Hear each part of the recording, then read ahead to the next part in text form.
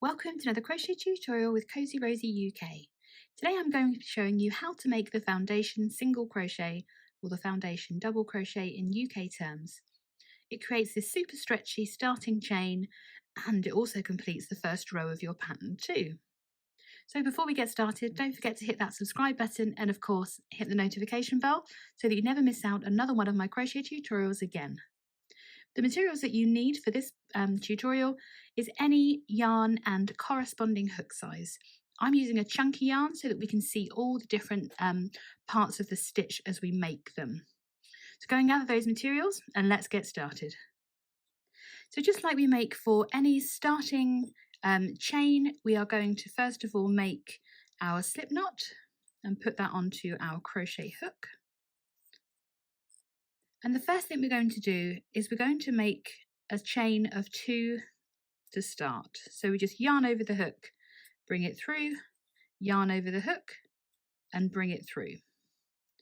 And we're going to start by working into that first chain that we made. So we insert our hook into that chain, we yarn over to draw up a loop.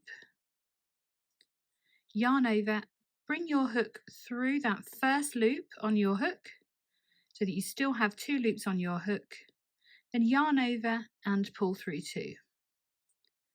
So that has created our first single or foundation single crochet. So this counts as our first stitch here. If you pop that over, you'll see the equivalent of a crochet stitch at the back. So we've got these 2 loops that we made left over from our last stitch that we made. So we're going to reinsert our hook underneath that little kind of fake V that we've created. So we just insert our hook underneath that V, yarn over to draw up a loop. So we have 2 loops on our hook, yarn over, pull through that first loop, and then yarn over and pull through 2. So you can see at the bottom here, we've got that V again that we're going to work into, and the 2 loops from where we've made our single crochet or the double crochet in UK terms. It's important to remember that when you're working your single foundation row is to make sure that your tail end is actually facing up when you're working your foundation row.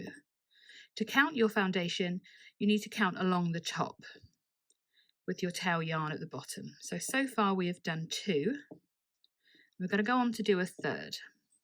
So again, we're just having a look for that twisted V and putting our hook underneath that V there, yarn over, bring a loop up, yarn over and pull through that first loop on your hook, then yarn over to complete the stitch by pulling through those 2 loops remaining. So we now have 1, 2 and 3 foundation single crochet completed. So this one doesn't count at this end. It's like our turning chain effectively. So just as long as you remember to go underneath that V when you start, yarn over and bring a loop up as normal. The extra step is that we're going to yarn over and pull through that first loop, and then we complete our stitch as normal. And just keep going and to do as many of the foundation chain as you need. Pull through the first loop, yarn over and pull through 2 loops. When you're ready to continue working on your project, you're going to work your following row, or row 2 as it would be, going back along with your tail yarn at the bottom again. And it's a really lovely stretchy start.